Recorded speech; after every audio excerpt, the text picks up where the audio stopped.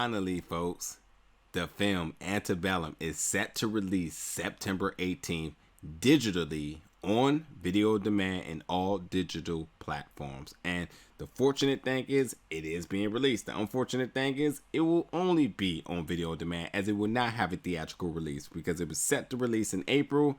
And obviously that was scratched because of COVID, but nonetheless, you're getting it in your houses on video demand and digital platforms. And there's a good reason behind this as well too. Well, good reason for you, shall I say. But in 2020 in general, we were really set for a year of amazing horror films, with some franchises being rebooted and some originals such as this. So, considering seeing this trailer and the news of other things, I just been so excited for horror films this entire year. But I'm so excited that, better now than never and sooner than later, that Antebellum is finally being released. And now that I've seen it, I gotta tell you, it is something to talk about. There is no ifs, ands, and buts about that. And rightfully so, because number one, if you've seen the trailer, you're kind of wondering like what is going on. You get these vibes with time travel and just a lot of crazy things that's kind of happening in it, but you can't really all put it together. But you're intrigued because it just all comes together perfectly as a trailer.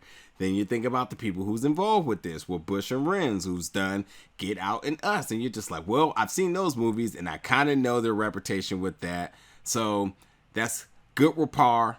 Must follow suit with this, and ensure it does. And much like those movies where you're left to have to see them multiple times to kind of put it all together and figure out some things. Well, this movie is perfect for being a video on demand movie because it will have you watching multiple times, maybe rewinding, whatever it may be, to kind of figure out what's going on. Because a lot of things happen in this film that you want to take note to, that you want to make sure that you're listening to, and and watching, so paying close attention at the same time. But while you're locked into the horror elements, it's gonna have you jumping in all types of sort. But it's all different types of horror that's being done in this film. Now, first off, the premise of this film is about a successful author who finds herself in a horrifying reality and must figure out the mystery behind it before it's too late. So there's a couple of things here.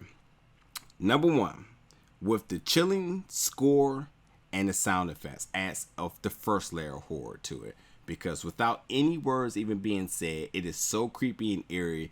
It will definitely have you on the edge of your seat with suspense because you're wondering what is going to happen. So that's the first thing. The second thing is the cinematography, which does some really amazing shots and scenes, especially some at low light, that really has you like...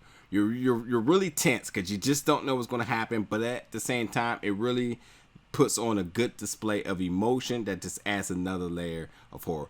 Not to mention some of the slow motion sequences are just really like fantastic, especially some of the ones at the very end of this movie, just really well done.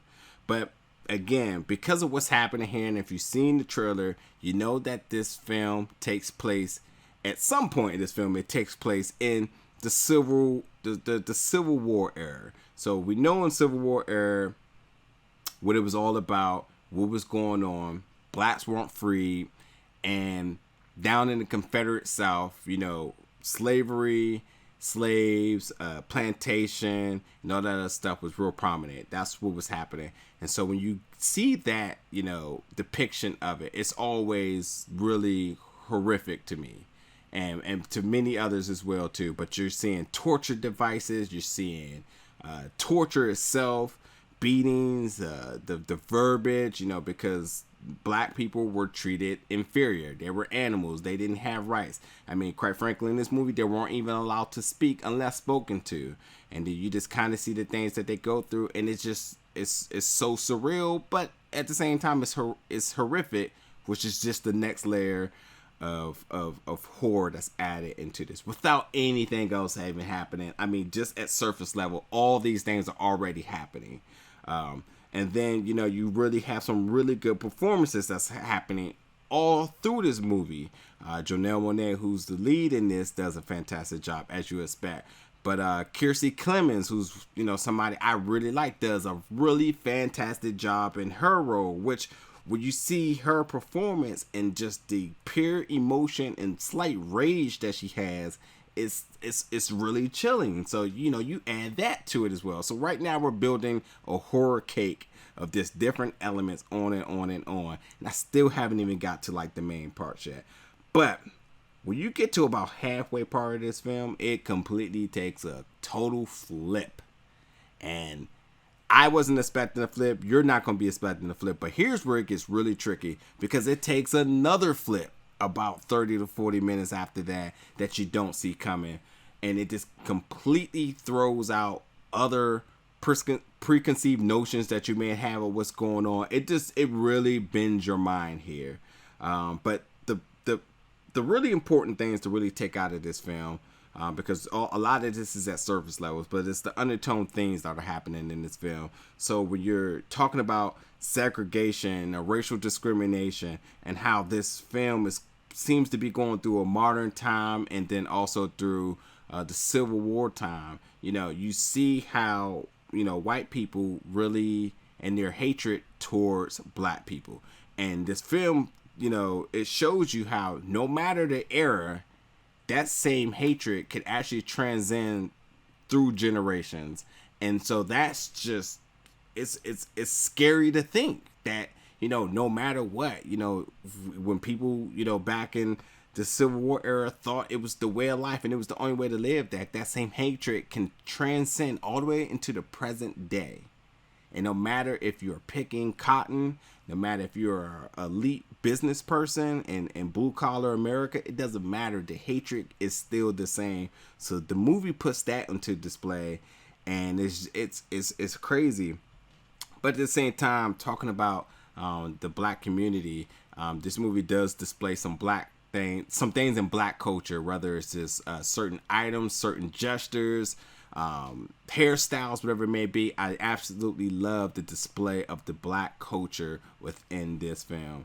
But more important, like I said, the dialogue in this film is fantastic. You have got to listen to all the powerful messages that are being said, whether it's just encouragement or whether it's just a form of self-reflection and just uplifting words for humanity. There's so many different things that are happening in this film that you absolutely want to listen to. And not to mention, some of these conversations actually put the plot into perspective. It actually puts what are some of the things that are happening into perspective that you may, if you know, kind of overlook visually, that the dialogue definitely aids you along. So I think that's really, really powerful in itself.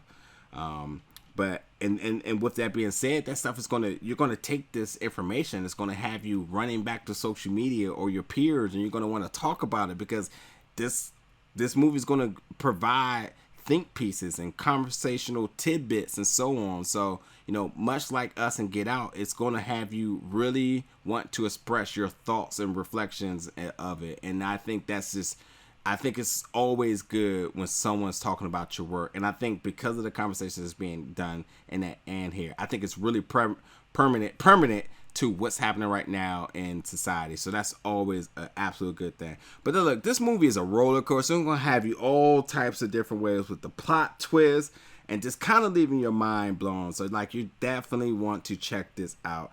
You have got to look through the mid-credit scenes, because it really puts the icing of this horror cake that I've been building here.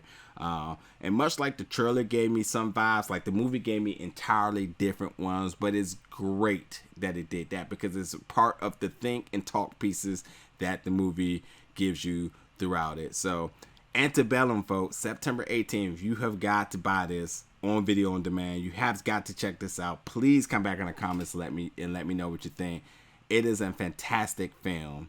And, you know, if you are a fan of Janelle Monáe, who does a tremendous job acting, and of the directors here, who's, you know, obviously had their producer credit on Get Out and Us, you know, if you love those movies, you absolutely want to check this out. And then ultimately, if you're a horror fan and you love the trailer, this is the movie for you. Absolutely go out the way and check it out. But as always, thank you for watching my review, and I'll catch you real soon.